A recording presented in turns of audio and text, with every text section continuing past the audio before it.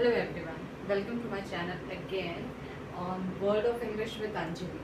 First of all, thank you very much for supporting my videos as previous you all have supported. I'm very overwhelmed to see this support and I just wish that you will keep supporting me like this and I will try my best to give you these kind of contents every time so that it can be helpful for you. Okay, so without wasting time, we'll start our today's topic. And today, my topic is sentence. Its definition, rules, and basic structure. As I have chosen this topic, again I'll give you a reason. मैं फिर आप लोग को एक reason दूंगी कि मैंने ये topic क्यों choose किया. The main reason to choose this topic is our day-to-day life. As we all know, we keep on speaking every day. We speak a lot of sentences. हम बहुत सारे सेंटेंस एक एक दिन में बोलते हैं, लेकिन हमें पता नहीं है कि हम उन सेंटेंसेस को फॉर्म कैसे कर पाते हैं. How do we know how we are forming the correct sentence or not, and how we are getting this idea? Actually, it is not inbuilt. कि हमारे अंदर inbuilt तो है नहीं, हम सीखते सीखते सीखे हैं किसी चीज़ को, बट हमें पता रहना चाहिए कि एक्चुअली हम जो सेंटेंसेस यूज़ करते हैं हमारे डे टू डे लाइफ में हम बोलते हैं, उसे फॉर्म कैसे किया जाता है. A sentence is a very important aspect of life as we speak every day. Okay, so with this, I'd like to start our today's topic, sentence. And firstly, we'll start with the definition of sentence. So, with this definition, I'd like to tell you that what is sentence? Sentence is actually a group of words. A group of words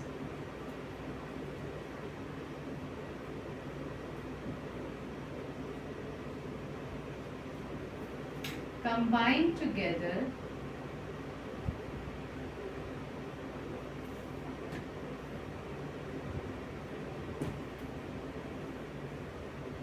to make a meaningful sense. I have written here that sentence is a group of words combined together to make a meaningful sense. What is the meaning of this sentence what I have written? Actually, it is also a sentence only. So the meaning is कि हम तो ऐसे तो बहुत सारे sentences बोलते हैं, लिखते हैं हमारे रोज़ के लाइफ में, बट हम उसे हमारा वो सेंटेंस इम्पोर्टेंट कैसे होता है. हमारा सेंटेंस इम्पोर्टेंट तब होता है जब हम जो बोलते हैं या हम जो लिखते हैं उसका एक्चुअल में एक मतलब हो. If a sentence is not having a meaningful sense, then that sentence is totally wrong. Okay, so it's very important. For example, I'll give you an example here. I'm just writing a very easy sentence in front of you. Like, example is,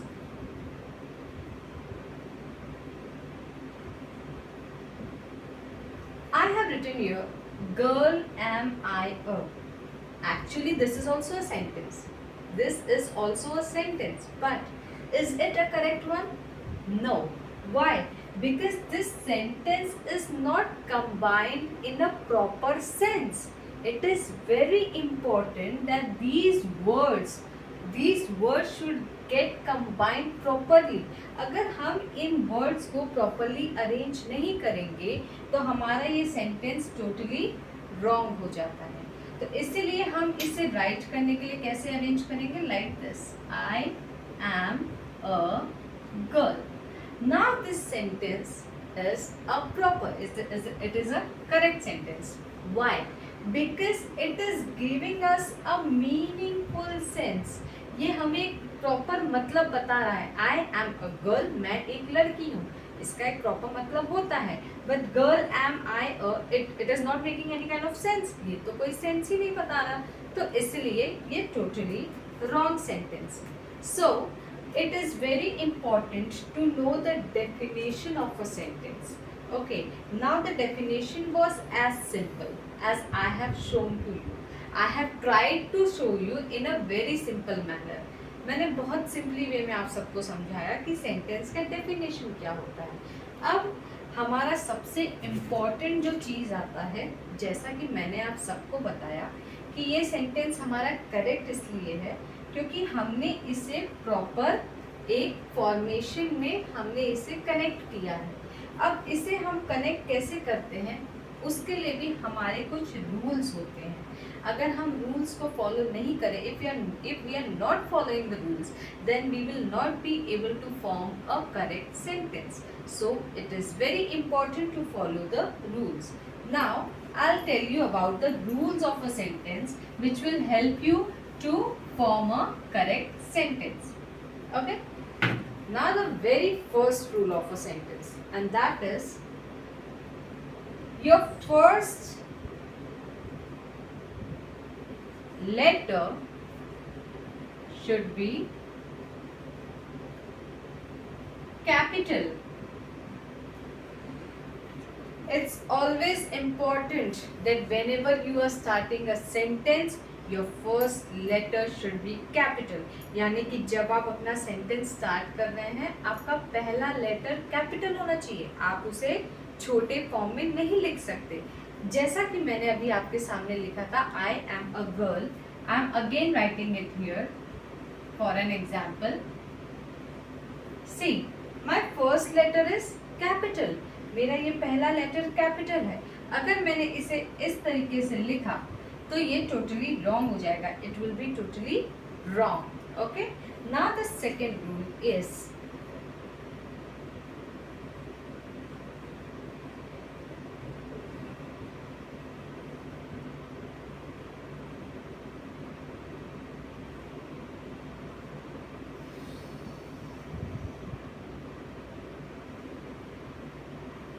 second rule is this: end punctuations. End punctuations means, see, I am writing in short form.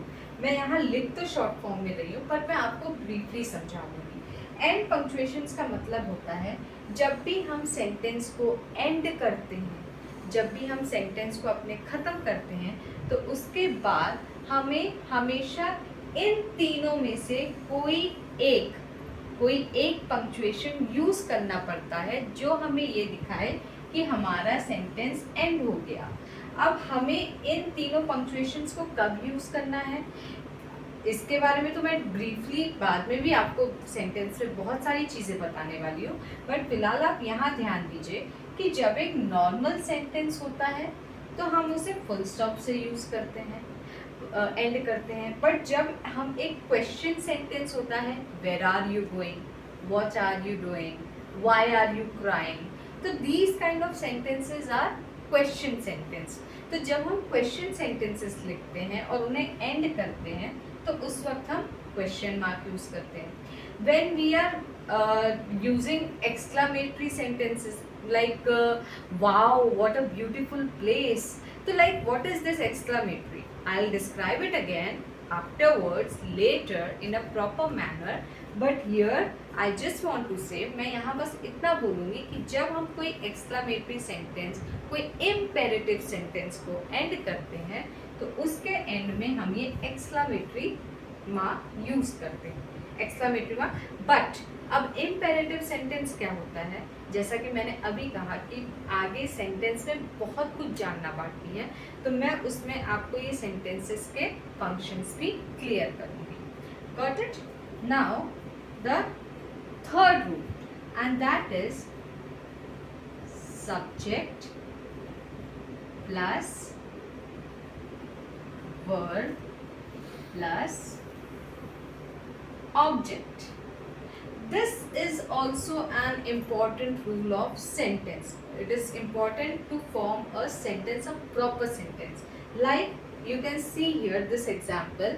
हमारे इस example में मैंने subject भी use किया है, verb भी use किया है और ऑब्जेक्ट भी यूज़ किया है। एक्चुअली हम जब भी कोई सेंटेंस लिखते हैं, ठीक है, तो ये तीन चीज़ हमारे लिए सबसे ज़्यादा इम्पॉर्टेंट होती है किसी सेंटेंस को फ्रेम करने में। अगर हम इस तीन चीज़ को ना यूज़ करें, and remember one thing, these things should be used sequentially। इसे हम sequentially यानी कि नंबर वाइज ही यूज़ कर सकते हैं। हम पहले वर्ब को या सब्जेक्ट को वर्ब के बाद या ऑब्जेक्ट को वर्ब के पहले हम ऐसे यूज़ नहीं कर सकते। वो फॉर्मूला टोटली रॉन्ग हो जाएगा। हमारा यही एक फॉर्मूला है जो हमें फॉलो करना पड़ता है, subject plus verb plus object. जैसा कि आपको याद होगा, मैंने अपने सबसे पहले वीडियो में कहा था कि इंग्लिश भी एक ऐसा लैंग्वेज है जो कि फॉर्मूला बेस्ड है। तो हमें आगे बहुत सारे फॉर्मूलाज मिलेंगे जानने के लिए। फिलहाल हम सेंटेंस से स्टार्ट करते हैं। तो ये एक सबसे इजी फॉर्मूला होता है सेंटेंस को फ्रेम करने का। Fourth,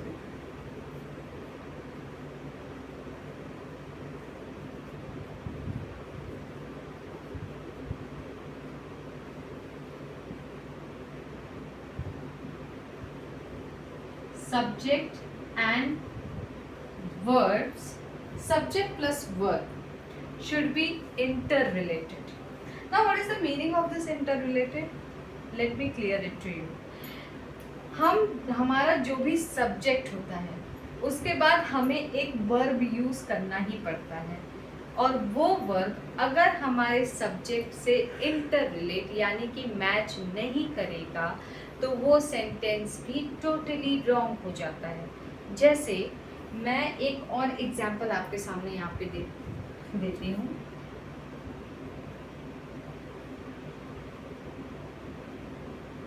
The grapes is sour. Now here the subject is the grapes, okay, and verb is. But let me tell you one thing, this sentence is not correct. Why it is not correct? ये sentence बिल्कुल भी सही नहीं है। क्यों नहीं है? क्योंकि यहाँ पे ये जो verb है ये हमारे सब्जेक्ट से इंटर रिलेट नहीं कर रहा है, मैच नहीं कर रहा है। अब मैच किसे कहते हैं ये मैं आपको बताती हूँ। अगर आपका सब्जेक्ट प्लूरल है, plural I hope you must be knowing this thing, plural एक से ज़्यादा को कहते हैं। तो अगर आपका सब्जेक्ट जो है वो एक से ज़्यादा है, अब क्योंकि मैंने ग्रेप्स यूज़ कर दिया तो it means more than one grape, okay. तो बिकॉज ये ग्रेप्स है तो आपका ये जो वर्ब है वो भी प्लूरल होना चाहिए। If it is singular then it is totally wrong, क्योंकि यहाँ पे तो मैंने सिंगुलर वर्ब यूज किया तो ये क्या हो गया, ये बिल्कुल इनकरेक्ट हो गया, बिल्कुल गलत हो गया। तो इसका करेक्ट फॉर्मेशन क्या होता है, the grapes are sour. This is the correct sentence. Why? Because the subject is also plural and the verb is also plural. This is called the interrelation between subject and the verb, and that is also very important. अगर इसकी जगह मैं एक और example आपको देती हूँ। मान लीजिए अगर मैंने इसकी जगह ये लिख लिया, though I have to rub it out because I don't have that much space, okay. If I am writing this, she are going to school. Now your subject is she and verb is are, and leave the rest one. This is the object. ये बाकी के object है। हमारा जो main focus है subject plus verb should be inter related. तो यहाँ subject तो हमारा सिंगुलर है, शी मीन्स वो, एक लड़की, एंड हमारा वर्ब क्या है, are. Are is used for plurals, are हम प्लूरल्स के लिए यूज करते हैं। बट क्योंकि हमारा सब्जेक्ट यहाँ शी है, वो सिंगुलर है, तो यहाँ हमारा वर्ब भी तो सिंगुलर होना चाहिए। Then this are is totally not accepted. Here we should use is, and now it goes with the correct sentence, and this becomes the correct sentence formation, okay. Now coming to the next rule, and our next rule is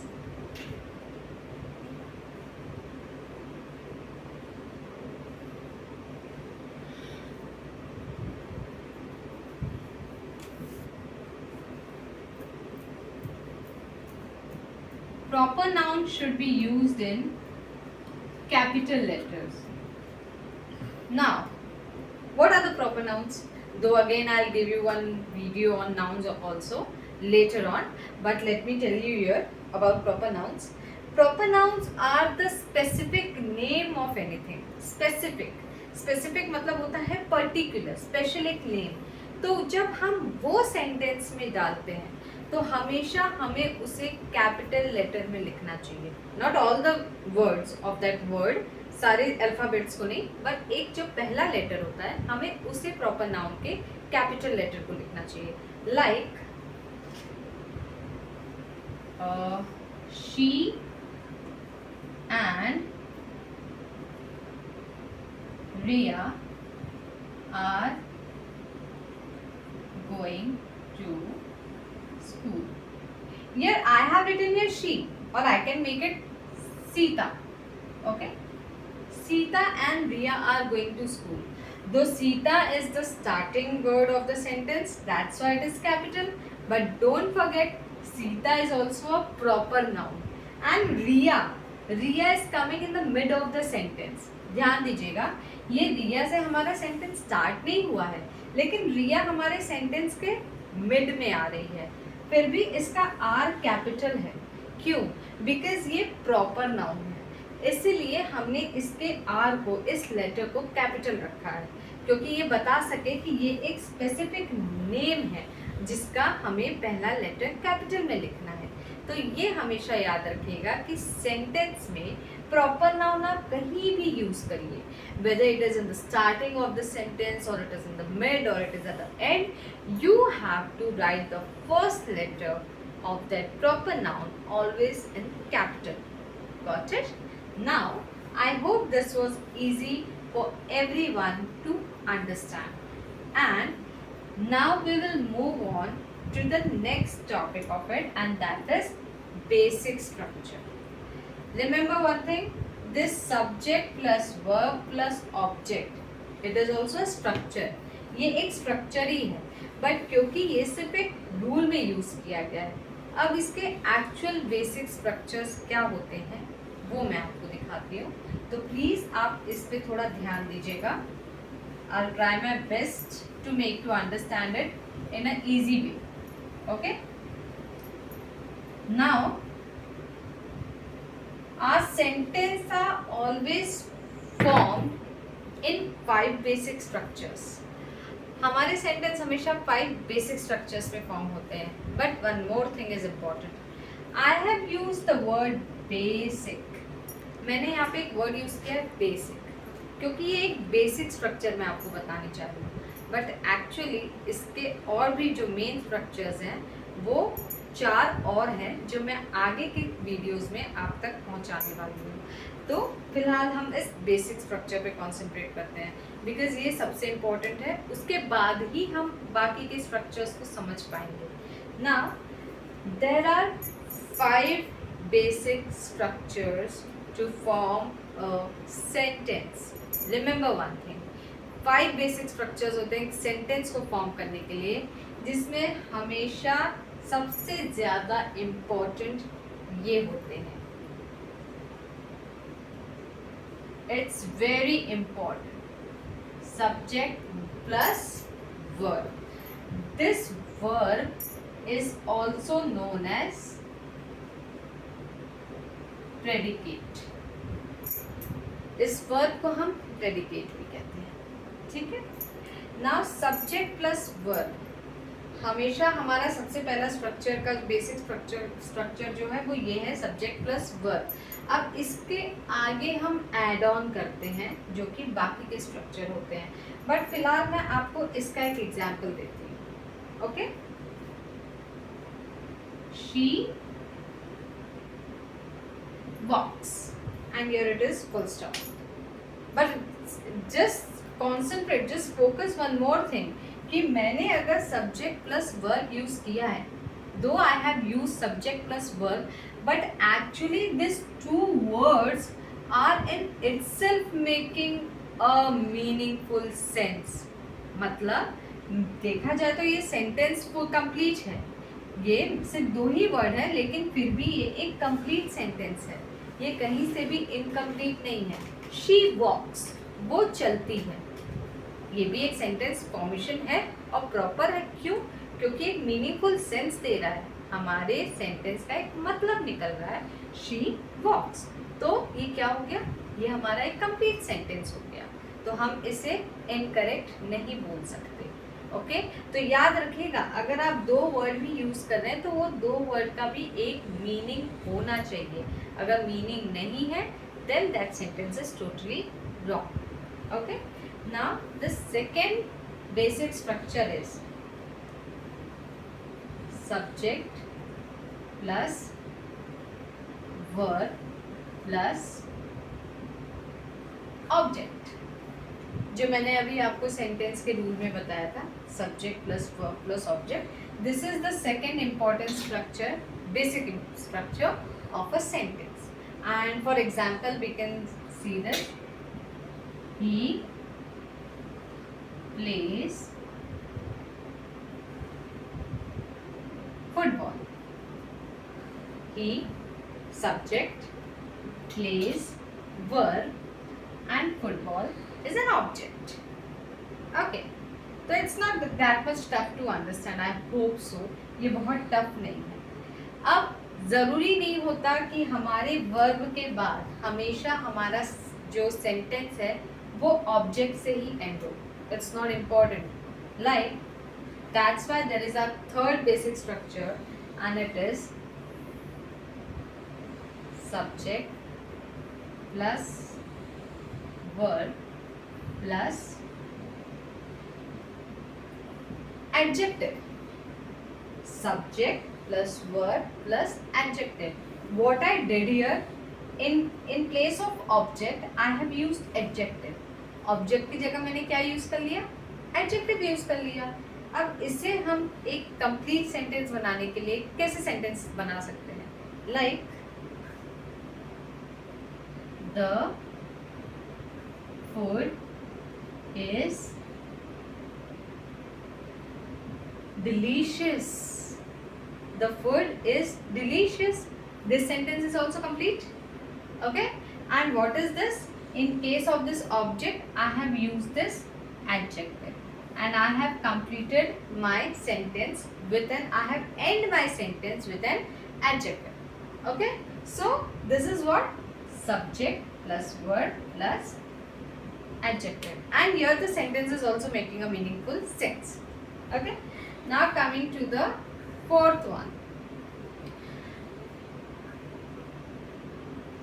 subject plus verb plus adverb. तो I would like to clear one more thing, मैं एक और चीज़ आप लोग से clear करना चाहती हूँ। ये जो आपके एडजेक्टिव्स और आपके एडवर्ब्स, ये जो सारी चीज़ें हैं, ये मैं आगे के वीडियोस में आपको इलैबोरेट करने वाली हूँ। इनके पर्टिकुलर वीडियोस होंगे जो मैं आगे जाके आप सबके सामने देने वाली हूँ। बट अभी क्योंकि मैं इसे सेंटेंस में आप सबको बता रही हूँ, तो मैं इसे बहुत ज़्यादा इलैबोरेट अभी नहीं कर पाऊँगी। But later on I will give you a particular chapter of these particular topics. मैं इसका एक पर्टिकुलर आपको सेशन दूँगी ताकि आपको ये ज़्यादा बेहतर तरीके से समझ में आ सके कि एडजेक्टिव किसे कहते हैं और एडवर्ब किसे कहते हैं। So don't worry about that. Now coming to the example of this, she sings rarely. She sings rarely. This is subject, this is verb, and this is adverb. Okay, now this sentence is also complete in itself. ये sentence भी complete है अपने आप में. Now the fifth and the last basic structure, and that is subject plus verb plus noun. Now noun is going to end the sentence here, and for example it is Riya is a professor. Here this is Riya, it's a subject, is a verb, and a professor is, it's your professor is a noun.